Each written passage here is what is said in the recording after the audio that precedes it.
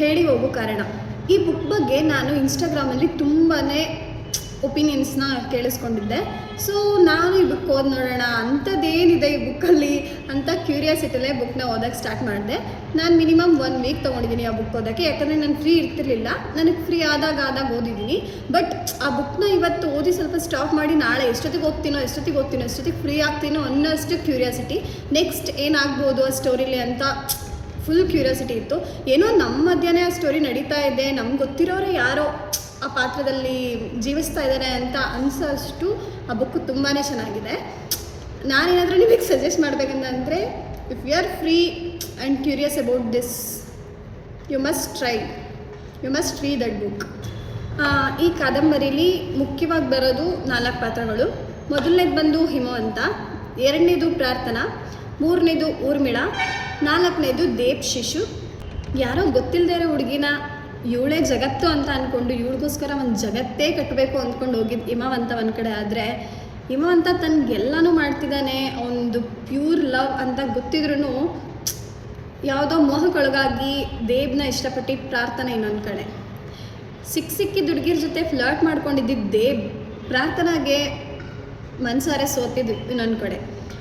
ನಾನು ಫುಲ್ ಚಿಲ್ಲಾಗಿರಬೇಕು, ನಾನು ಆ ಥರ ಇರಬೇಕು ಈ ಥರ ಇರಬೇಕು ಅಂದ್ಕೊಂಡಿದ್ದು ಊರ್ಮಿಳಾ, ಅವಳ ಕ್ಯಾರೆಕ್ಟರ್ನ ಹಿಮವಂತನ ನೋಡಿ ಚೇಂಜ್ ಮಾಡ್ಕೊಂಡಿದ್ದು ಇನ್ನೊಂದು ಕಡೆ. ವಾವ್, ಇದೊಂಥರ ಟ್ರ್ಯಾಂಗಲ್ ಲವ್ ಸ್ಟೋರಿ ಅಲ್ಲ, 4 ಜನದ ಮಧ್ಯೆ ನಡೆಯೋಂಥ ಲವ್ ಸ್ಟೋರಿ. ಆ್ಯಕ್ಚುಲಿ ಸಕ್ಕತ್ತಾಗಿದೆ. ನಾನು ಅದನ್ನು ಎಕ್ಸ್ಪ್ಲೈನ್ ಮಾಡಿದ್ರು ನೀವೇ ಓದಿದ್ರೇ ಆ ಬುಕ್ ವ್ಯಾಲ್ಯೂ ಏನಂತ ನಿಮ್ಗೆ ಅರ್ಥ ಆಗುತ್ತೆ. ನನಗೆ ಆ ಬುಕ್ಕಲ್ಲಿ ಸೀರಿಯಸ್ಲಿ ಮನ್ಸಾರೆ ಇಷ್ಟ ಆಗಿದ್ದ ಪಾತ್ರ ಅಂತಂದರೆ ಊರ್ಮಿಳಾ. ಆ್ಯಕ್ಚುಲಿ ಅವಳ ಲೈಫಲ್ಲಿ ಅವಳು ಯಾವ ಥರ ಇರಬೇಕಂತ ಅಂದ್ಕೊಂಡಿದ್ಲು, ಅದಕ್ಕೆ ಆಪೋಸಿಟಾಗಿ ಅವಳು ಚೇಂಜ್ ಆಗಿಬಿಡ್ತಾಳೆ. ಅದು ಯಾವುದೋ ಒಬ್ಬ ವ್ಯಕ್ತಿನ ನೋಡಿ, ಯಾರು ಅವಳಿಗೆ ಈ ಥರ ಚೇಂಜ್ ಆಗು ಅಂತ ಹೇಳಿಲ್ಲ, ಅವಳೇ ಆ ವ್ಯಕ್ತಿತ್ವನ ನೋಡಿ ಚೇಂಜ್ ಆದ್ಲು ಅಂತಂದರೆ ಆ ವ್ಯಕ್ತಿತ್ವ ಎಷ್ಟು ಪ್ಯೂರಾಗಿರ್ಬೇಕಂತ ಅರ್ಥ ಮಾಡ್ಕೊಳ್ಳಿ. ಅವಳು ಫುಲ್ ನಾನು ಚಿಲ್ಲಾಗಿರಬೇಕು, ಕುಡಿಬೇಕು, ಸುತ್ತಾಡಬೇಕು, ತಿರುಗಾಡಬೇಕು, ಲೈಫಲ್ಲಿ ಎಲ್ಲ ಥರ ಎಕ್ಸ್ಪೀರಿಯನ್ಸ್ ಮಾಡಬೇಕು ಅಂತ ಇದ್ದಿದ್ದು ಹುಡುಗಿ. ನನಗೂ ಪ್ರೀತಿ ಬೇಕು, ನಾನು ಒಬ್ಬರ ಪ್ರೀತಿ ಹೆಂಗಿರುತ್ತೆ ಅಂತ ನೋಡಬೇಕು, ಈ ಥರ ಎಲ್ಲ ಅಂದ್ಕೊಂಡು ಫುಲ್ ಚೇಂಜ್ ಆಗ್ತಾಳೆ ಅಂತಂದರೆ ಅದು ಒಬ್ಬ ವ್ಯಕ್ತಿತ್ವದ ಮೇಲೆ ಡಿಪೆಂಡ್ ಆಗಿರುತ್ತೆ. ಸೊ ನನಗೆ ಊರ್ಮಿಳಾ ಪಾತ್ರ ಅಂತ ಸೀರಿಯಸ್ಲಿ ಸಖತ್ ಇಷ್ಟ ಆಯಿತು.